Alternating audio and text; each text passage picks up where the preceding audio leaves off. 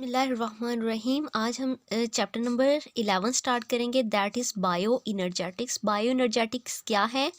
यानी बायो, ये दो वर्ड से डिराइव हुआ है। First is bio and the second one is energetics. ठीक है, एनर्जेटिक्स यानी बायो एनर्जी का रिलेशनशिप देखेंगे हम living organism. Bio mean life and energetics mean energy को देखेंगे किसमें, लिविंग ऑर्गेनिजम्स में। इसकी डेफिनेशन देखते हैं क्या है। It is the quantitative study of energy relationship and energy conservation in biological system. यानी बायोलॉजिकल सिस्टम्स के अंदर अगर हम देखें एनर्जी का क्वांटिटेटिवली हम स्टडी करना है, इसको क्वांटिटेटिवली स्टडी करना है, एनर्जी का रिलेशनशिप देखना है, एनर्जी के एनर्जी यानी कंजर्व कैसे हो रही है, उसको यूज़ कैसे करें इन बायोलॉजिकल सिस्टम। इस कॉल्ड बायो इनर्जेटिक्स। लिटरली अगर मीन्स देखें इसका, तो ये दो वर्ड्स का कम्बिनेशन है। फर्स्ट इज बायो, बायोस का मतलब होता है कि लाइफ यानी ज़िंदगी को कहते हैं, and the second one is energetics, bio energetics. Energetics का मतलब होता है किस, यानी इसमें क्या होगी कि एनर्जी की फॉर्मेशंस होगी। हम इस चैप्टर में डिस्कस करेंगे कि लिविंग ऑर्गेनिजम्स के अंदर एनर्जी की फॉर्मेशंस कैसे हो रही है, उसके बाद वो कंज्यूम कैसे हो रही है, उसको यूज़ कैसे करें, और उसके बाद वो डीग्रेड कैसे हो रही है, यानी उसको यानी डिग्रेडेशंस कैसे हो रही है उसकी। ये सारी चीज़ें हम आज इसके चैप्टर में जो आज जिसका हम इंट्रोडक्शंस करें हैं बायो एनर्जेटिक्स का, इसमें हम स्टडी करेंगे। और सिंपली हम कह सकते हैं कि एक ऐसी branch, the branch in which we study energy within living organism, यानी एक ऐसी ब्रांच जिसमें हम स्टडी क्या करते हैं, एनर्जी को स्टडी करते हैं। किसके अंदर स्टडी करते हैं? लिविंग ऑर्गेनिज्म, जानदारों के अंदर स्टडी करते हैं। किस पे बेसिस करनी है, यानी हम इसमें जो एनर्जी को देखते हैं तो वो हम क्वांटिटी के हिसाब से देखते हैं, क्वांटिटेटिव बेसिस पे देखते हैं। ठीक है, एनर्जी का क्या रिलेशनशिप है, एनर्जी कंजर्व कैसे हो रही है, उसको यूज़ कैसे कर रहे हैं। ठीक है, फिर उसके बाद हम देखते हैं कि आखिर में हम एनर्जी होती क्या है, कि एनर्जी है क्या। एनर्जी होती है कि यानी इट इज़ द कैपेसिटी या एबिलिटी, यहाँ पे हम लिख सकते हैं यानी कैपेसिटी या एबिलिटी, यानी किसी भी चीज़ की टू डू वर्क, काम करने की सलाहियत को क्या बोलते हैं, एनर्जी बोलते हैं। इट इज़ द एबिलिटी और कैपेसिटी टू डू वर्क, यानी काम करने की सलाहियत को क्या बोलेंगे, एनर्जी बोलेंगे। अगर एनर्जी देखें तो दो फॉर्म में प्रेजेंट होती है। First one is the solar energy, यानी सोलर एनर्जी है, and the second one is chemical energy. Second जो है वो है chemical energy. First is solar energy and the second one is chemical energy, जो केमिकल फॉर्म में present होती है। सोलर एनर्जी यानी सनलाइट, सूरज की रोशनी वगैरह इसमें आ जाएगी, और केमिकल एनर्जी में आएगा यानी जो जो आगे बाद में प्रोसेसिंग होके बाद में इसको ट्रांसफ़र कर दिया जाता है इनटू द केमिकल एनर्जी की फॉर्म में। यानी जो लिविंग जो ऑर्गेनिजम्स हैं उसमें जो प्लांट्स हैं वो क्या करते हैं, वो सोलर एनर्जी को यूज़ करते हैं। इसको प्लांट जो हैं वो डायरेक्टली अपटेक कर सकते हैं, लेकिन जो बाकी एनिमल्स वगैरह हैं वो सोलर एनर्जी को डायरेक्टली अपटेक नहीं कर सकते। तो सोलर एनर्जी को क्या करते हैं, प्लांट्स जो हैं वो इसको यूज़ कर लेते हैं सोलर एनर्जी को, और देन उसके बाद ये क्या करते हैं, इसको ट्रांसफ़र कर देते हैं into another form, that is the chemical energy. Chemical energy की फॉर्म में सोलर एनर्जी को यूज़ किया जाता है by the plants, and then it is converted into the chemical energy. Plants use करते हैं इसको, फिर उसके उसको कन्वर्ट कर देते हैं टू केमिकल एनर्जी में, और जो केमिकल एनर्जी बनती है इस सोलर एनर्जी से जिसको प्लांट्स बनाते हैं, देन उसके बाद उसको यूज़ कर लिया है बाय द एनिमल्स, यानी एनिमल्स उसको क्या कर लेते हैं, नेक्स्ट यूज़ कर लेते हैं, इस्तेमाल कर लेते हैं। अब हम देखते हैं कि एनर्जी जो है उसकी नीड कैसे होती है बाय द ऑर्गेनिजम्स, यानी ऑर्गेनिजम्स को इसकी कैसे ज़रूरत होती है, यानी जो एनर्जी है वो ऑर्गेनिजम्स कैसे उसको यूज़ करते हैं, उनको कहाँ कहाँ उसको रिक्वायरमेंट होती है कि यहाँ एनर्जी चाहिए और यहाँ नहीं एनर्जी चाहिए। अगर हम ऑर्गेनिजम्स की बात करते हैं तो ऑर्गेनिजम्स में क्या होता है कि तमाम ऑर्गेनिजम्स जो हैं वो उनको फ्री एनर्जी चाहिए। किस लिए चाहिए? फॉर कीपिंग देमसेल्फ, अपने आप को ज़िंदा रखने के लिए, अपनी फंक्शनिंग को परफॉर्म करने के लिए, अपनी एक्टिविटी को, अपने वर्क को परफॉर्म करने के लिए, और अपने आप को ज़िंदा रखने के लिए किस चीज़ की ज़रूरत होती है, जो बेसिक रिक्वायरमेंट जो एलिमेंट है दैट इज़ द एनर्जी, यानी उसको एनर्जी चाहिए होती है।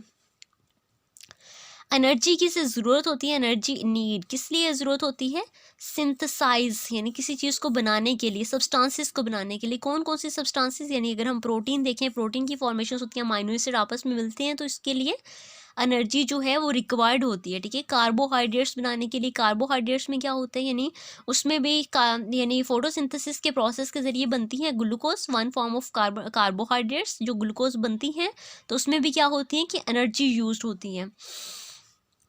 उसके अलावा जब मटेरियल्स जो मूव करते हैं, मूवमेंट ऑफ मटेरियल्स, कहाँ पे मूवमेंट हो रही है? इनटू द सेल, यानी सेल के अंदर मूव कर रहे हैं या आउटसाइड द सेल। अब ये एक सेल है, इस सेल के अंदर जो है मटेरियल्स को अंदर जाने के लिए और इससे आउटसाइड मूव करने के लिए क्या चीज़ चाहिए? एनर्जी चाहिए होती है, इसको एनर्जी की ज़रूरत होती है। और इसके अलावा अगर हम मैकेनिकल वर्क देखें, यानी अपने मैकेनिकल वर्क करवाने के लिए, जैसा कि जो कॉन्ट्रैक्शंस ऑफ मसल्स हैं, मसल्स कॉन्ट्रैक्ट और रिलैक्स करते हैं, ठीक है, इनकी जो कॉन्ट्रैक्शंस होती है और यानी इनके लिए क्या चाहिए होती है? कॉन्ट्रैक्शंस के लिए, इन मसल्स के लिए, इनको अपना मैकेनिकल वर्क परफॉर्म करने के लिए क्या चाहिए होती है? एनर्जी चाहिए होती है। और जो इसके बाद क्या है? इसके अलावा बीटिंग ऑफ सीलिया और फ्लेजिला, फ्लेजिला को बीट करने के लिए या सीलिया को बीटिंग करने के लिए, यानी उसको वो इस तरह, यानी छोटे छोटे सीलिया जो होते हैं इसका स्मॉल स्ट्रक्चर्स होते हैं इस तरह करके, और जो फ्लेजिलास होते हैं वो थोड़े इस तरह, यानी विप लाइक, यानी थोड़े इस तरह लंबे स्ट्रक्चर्स होते हैं। वो क्या करती हैं? इस तरह बीटिंग करते हैं फ्लेजिला, ये बीट करते हैं और ये इन बीटिंग की वजह से, यानी इस तरह ये बीट करते हैं। तो बीटिंग के लिए क्या चाहिए होता है? एनर्जी की ज़रूरत होती है। उसके अलावा ये अपने बॉडी के टेम्परेचर्स को मेंटेन करने के लिए क्या इनको चाहिए होता है? एनर्जी चाहिए होती है। अब हम देखते हैं कि फोटोसिंथेसिस और रेस्पायरेशंस का आपस में क्या लिंक है इनटू द बायो एनर्जेटिक्स के चैप्टर्स में। फोटोसिंथेसिस हमें पता है कि यानी क्या है कि ग्लूकोज फॉर्मेशंस वाला जो प्रोसेस है जिसके ज़रिए ग्लूकोज बनती है, यानी इसमें एक्चुअली में अगर हम सिंपली बात करें फोटोसिंथेसिस में क्या होता है कि क्या होगा कि carbon dioxide plus water molecules, ठीक है, कार्बन डाइऑक्साइड और वाटर मालिक्यूल्स क्या करेंगे? आपस में कंबाइंस होंगे और उसके बाद क्या बना देंगे? ग्लूकोज बना देंगे, C6H12O6। और इसके अलावा ऑक्सीजन जो है वो रिलीज़ कर देंगे, ठीक है। और इसमें जब कार्बन डाइऑक्साइड वाटर आपस में मिलते हैं तो इसको क्या चाहिए होता है? एनर्जी की ज़रूरत होती है। एनर्जी किस फॉर्म में चाहिए होती है? इसको ATP की फॉर्म में पाई जाती है, या एडिनोसिन मोनोफॉस्फेट की फॉर्म में। और इसके अलावा ये इसके साथ क्लोरोफिल पिगमेंट होना चाहिए जिसके ज़रिए अपना प्रोसेस को परफॉर्म कर सकता है। ये सिंपल सा एक कॉन्सेप्ट था कि फोटोसिंथेसिस एक्चुअली में क्या है। और रेस्पायरेशन की अगर हम बात करें तो इसका रिवर्स ऑफ द फोटोसिंथेसिस का रेस्पायरेशन, यानी अगर ग्लूकोज क्या हो? ब्रेक डाउन होना शुरू हो जाए, तोड़ ये, और इसके अलावा ये कार्बन डाइऑक्साइड वाटर में कन्वर्ट होना शुरू हो जाए तो इसको क्या बोलेंगे? रेस्पायरेशन बोलेंगे। दोनों एक दूसरे के रिवर्स प्रोसेस हैं।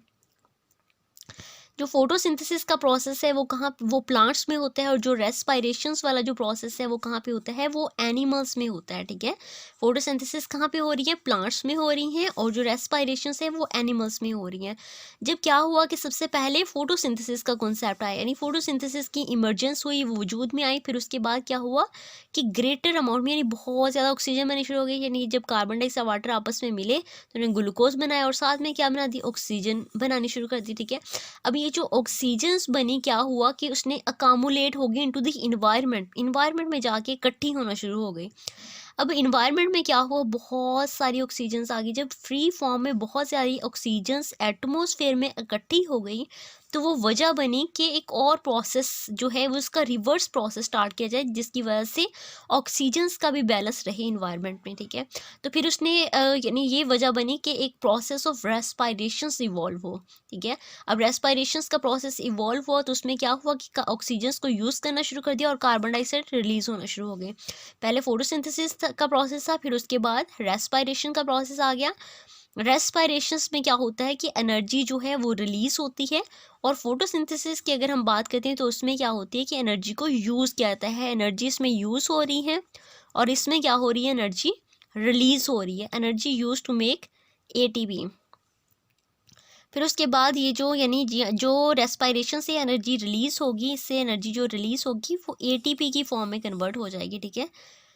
और फोटोसिंथेसिस जो है वो एनर्जी स्टोरिंग प्रोसेस है।